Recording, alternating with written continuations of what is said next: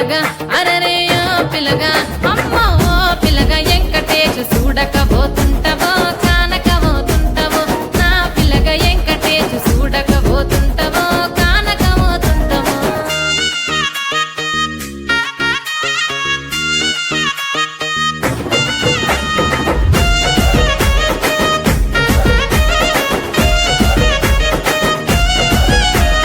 మన ఊరిలో నన్ను మించే అందమెవరికున్నదో